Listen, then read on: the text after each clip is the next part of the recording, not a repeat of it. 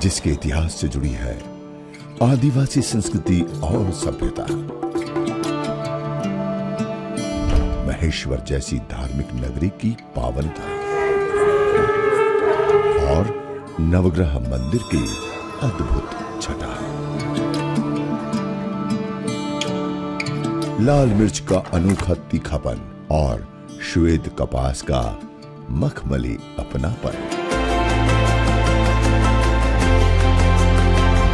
जिसका वर्तमान सुसज्जित है। ओमकारेश्वर और इंदिरा सागर परियोजना ऐसी आधुनिक भारत की सशक्त इबारतों से और जिसका भविष्य उज्जवल है, अनंत उम्मीदें साकार कर रही डबल इंजन सरकार के उर्वर संकल्पों से।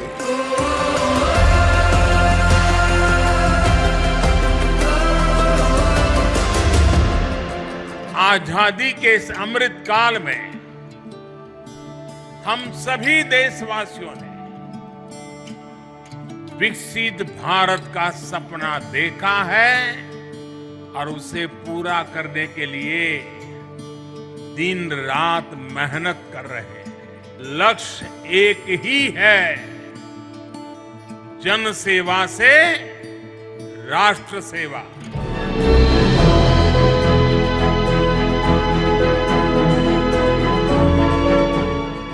मेहनत और ईमानदारी से जनता की बेहतर सेवा करते हुए अपने प्रदेश को विकास के पथ पर ले जाएं, अपने खरगोन को और अपने मध्य प्रदेश को हिंदुस्तान और दुनिया के सबसे अच्छे राज्य के रूप में स्थापित कर दें। आज का खरगोन पुरानी मजबूरियों को पीछे छोड़कर मूलभूत जरूरतों और आधुनिक सुविधाओं की जमावट को लगातार बड़ा आकार लेते देख रहा है।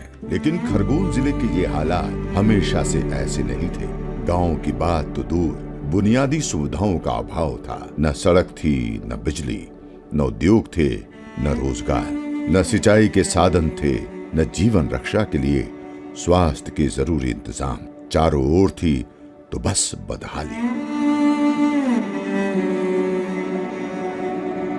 लेकिन बीते 20 वर्षों में संकल्पित और समर्पित प्रयासों ने खरगोन की दशा और दिशा दोनों को बदल दिया है। पूरे जिले में सड़कों का विस्तार होने से करीब करीब हर गांव मुख्य मार्ग से जुड़ गया है। फ्लाईओवर, पुल और पुलिया निर्माण ने यातायात को सुगम किया है और व्यावसायिक गतिविधियों को आर्थिक रूप से फलदायी बनाया है। जिले में विकास का पथ प्रशस्त कर रही इन सड़कों के कारण 2 दशक पहले की बदहाली अब वाकई बीते दिनों की बात हो गई है। जो पिछले समय में इधर सड़कें वड़कें नहीं थी तो इसलिए जाने आने में बहुत दिक्कत होती थी। पहले सड़कें खराब थी, जाने में सोचना पड़ता था, लेकिन अब सड़कें अच्छी हो गई है। सड़कें समृद्धि का द्वार बनी है तो कृषि क्षेत्र में तरक्की ने जिले की प्रगति को आधार दिया है। पिछले 20 वर्षों में जिले के सिंचित क्षेत्रफल में 145% की वृद्धि होने से पूर्व की तुलना में फसल उत्पादन में फर्क स्पष्ट दिखाई देता है। कुल 187 परियोजनाओं ने सिंचाई को सुलभ बनाने के साथ ही आबादी के एक बड़े हिस्से को पानी से जुड़ी उसकी रोजमर्रा की दिक्कतों से भी मुक्त किया है। पिछले 18 वर्षों में इंदिरा सागर परियोजना, ओमकारेश्वर बहुउद्देशीय परियोजना, नांगलवाड़ी सिंचाई योजना और बिस्टान उद्वहन नहर सिंचाई परियोजना के कारण फसलों की मानसून पर निर्भरता काफी हद तक खत्म हो गई है और जिले में क्रांतिकारी बदलाव लेकर आई है। इन परियोजनाओं के प्रभाव क्षेत्र में सिंचाई क्षमता वर्ष 2003 में 38,000 हेक्टेयर से बढ़कर वर्ष 2023 में 1,90,000 हेक्टेयर से ज्यादा हो गई है। सिंचित क्षेत्र भी 1,46,000 हेक्टेयर से बढ़कर अब 3,86,000 हेक्टेयर हो गया है। तो आश्वस्त कर रहा हूँ कि जितनी सिंचाई की योजनाएं बनाई जा सकती है, बना के हम किसान के सूखे खेतों की प्यास बुझाने में कोई कसर नहीं छोड़ेंगे।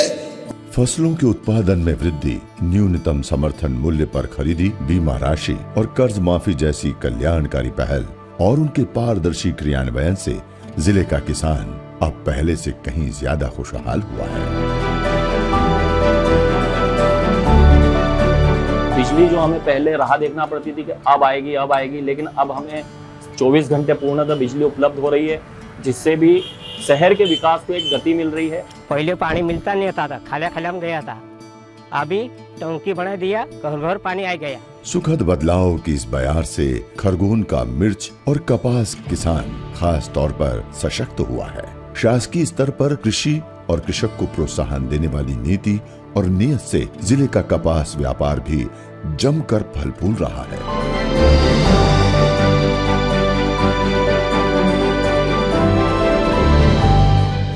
सरकार द्वारा मंडी टैक्स में छूट दी गई है, जिससे कि व्यापारियों को साथ साथ किसानों को भी बहुत फायदा है, जिससे कि कपास का उचित मूल्य उन्हें मिल पाएगा। मंडी टैक्स ज़्यादा होने के कारण उन्हें वो मूल्य पहले नहीं मिलता था, क्योंकि व्यापारी उसे कैलकुलेट करके लेता था, पर अब वो फायदा किसानों को डायरेक्ट पहुंचेगा।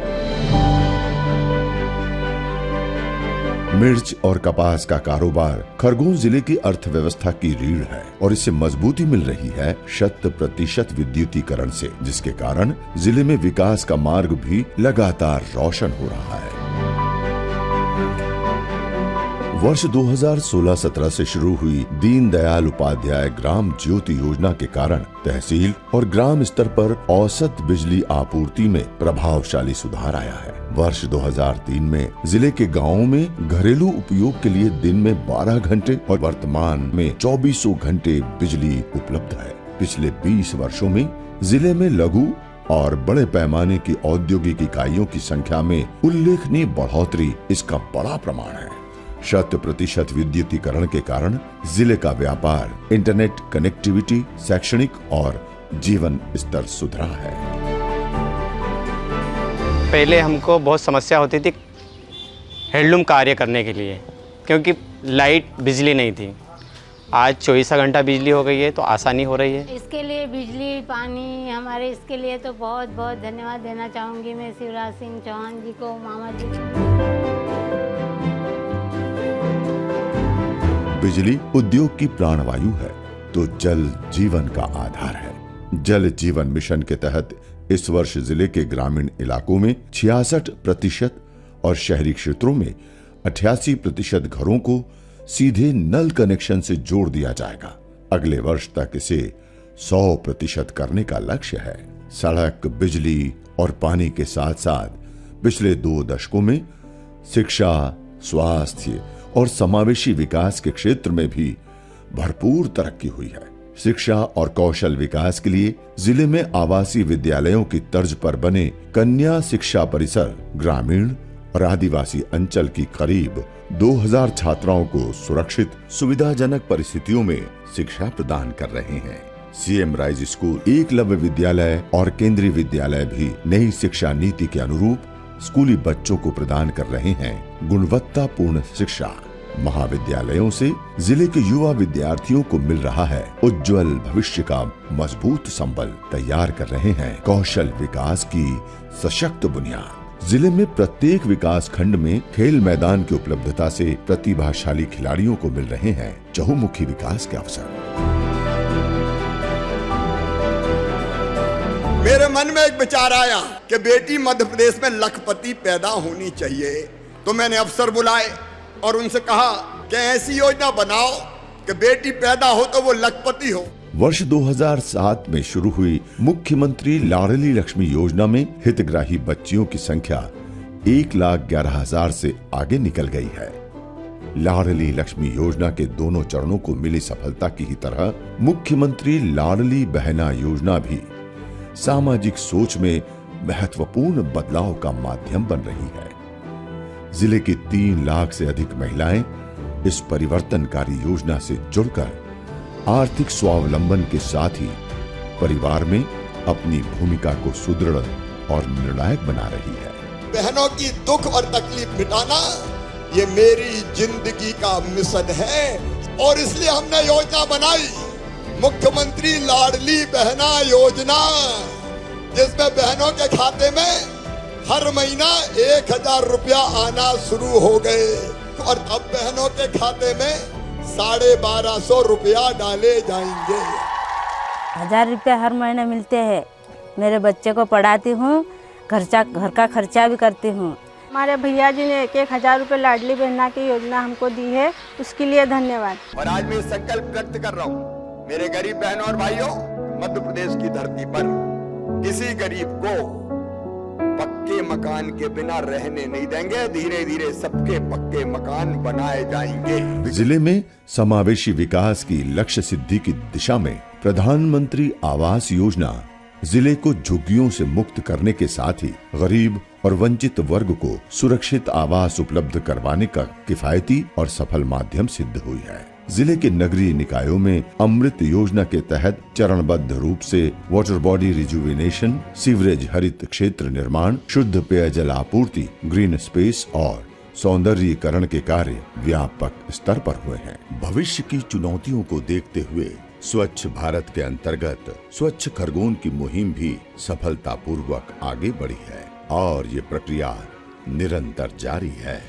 खरगोन के जिला चिकित्सालय में बिस्तरों की संख्या बढ़ाने के साथ ही बुनियादी ढांचे में भी बदलाव किया गया है। आपातकालीन परिस्थितियों में ऑक्सीजन की सुलभता बनाए रखने के लिए जिले में नए ऑक्सीजन प्लांट लगाए गए हैं। आयुष्मान भारत योजना के तहत उपचार प्राप्त करने वाले हितग्राहियों और आयुष्मान कार्ड धारकों का दायरा भी लगातार बढ़ा है। वर्ष 2003 में जिले में केवल 11 एम्बुलेंस संचालित थी, जो वर्तमान में बढ़कर 54 हो गई है। सरकारी अस्पताल में होता है इलाज, सब अच्छे से सबकी वो करते, जांच वगैरह देते, गोली दवा एक्सरा ये सब लेते हैं, सब जांच करते हैं अच्छे से। अधोसंरचना के चौतरफा विस्तार और बुनियादी सुविधाओं की व्यापक जमावट का सीधा असर औद्योगिक विकास दर पर पड़ा है। वर्ष 2003 में 5% की औद्योगिक विकास दर वर्तमान में लगभग 6 गुना बढ़कर 29% हो गई है। विगत 18 वर्षों में हुए औद्योगिक निवेश से जिले में 40,000 से ज्यादा लोगों को प्रत्यक्ष व अप्रत्यक्ष रूप से रोजगार मिला है। स्वरोजगार योजनाओं के लाभार्थियों की संख्या भी 10,000 को पार कर गई है। पहले तो बहुत परेशानी मुसीबत थी, यहाँ पे कुछ भी नहीं था, अब तो बहुत कुछ हो गया है, बहुत हमें लाभ मिल रहा है इसके। रोड भी अच्छा बन गया, पानी की सुविधा हो गई है और मकान भी बन गया है, लाइट भी अच्छी मिल रही है, अभी तो भरपूर में लाइट मिल रही है। अनेकों पहचान के साथ ही खरगोन जिले का पर्यटन के क्षेत्र में भी बड़ा नाम है। हालांकि वर्षों की लगातार अनदेखी के कारण ये पहचान काफी समय तक गुमनाम ही रही, लेकिन बीते वर्षों में समय का चक्र बदला है। सुविधाओं और आवागमन की सुगमता बढ़ने से फिल्मों और प्री वेडिंग शूट्स को लेकर महेश्वर का आकर्षण लगातार बढ़ा है। एक ही क्षेत्र में film tourism, rural tourism, eco tourism और वाटर टूरिज्म के विकल्प उपलब्ध हो जाने से खरगोन जिले को लेकर पर्यटकों का रुझान बढ़ा है।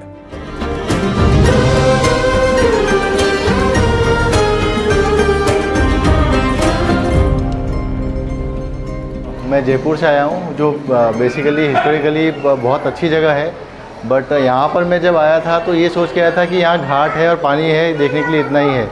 लेकिन ये जो फोर्ट को इतने अच्छी तरह से इन्होंने सहेज कर रखा हुआ है और जो इसका हिस्टोरिकल गाइड ने हमें समझाया है वो बहुत ही अच्छा और रिच कल्चरल लगा हमको, और मैं और भी लोगों को रिकमेंड करूँगा यहाँ आने के लिए। यहाँ की नक्काशी और फोर्ट के अंदर जो किया हुआ है पूरा पत्थर का जिस तरह से बनाया हुआ, इसको इन्होंने बहुत अच्छा बनाया हुआ, जिसको देख के बहुत अच्छा लगा। आने वाले 10 वर्षों में भी व्यापार, रोजगार, शिक्षा, स्वास्थ्य, इंफ्रास्ट्रक्चर और कनेक्टिविटी से जुड़ी जिले की आवश्यकताओं को पूरा करने का लक्ष्य है। आगामी वर्षों में जिले में 120.6 किलोमीटर सड़कों का विस्तार किया जाना है।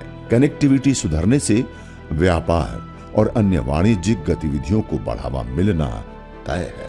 वर्ष 2025 तक रतलाम, इंदौर, डॉक्टर अंबेडकर नगर, खंडवा के बीच गेज कन्वर्जन का कार्य पूरा होने का अनुमान है, जिससे जिले की रेलवे कनेक्टिविटी भी सुधरेगी। आने वाले वर्षों में देवी अहिल्या लोक महान शासिका अहिल्याबाई होलकर जी की गौरवशाली जीवन गाथा और महेश्वर के ऐतिहासिक महत्व से लोगों को परिचित कराया जाएगा।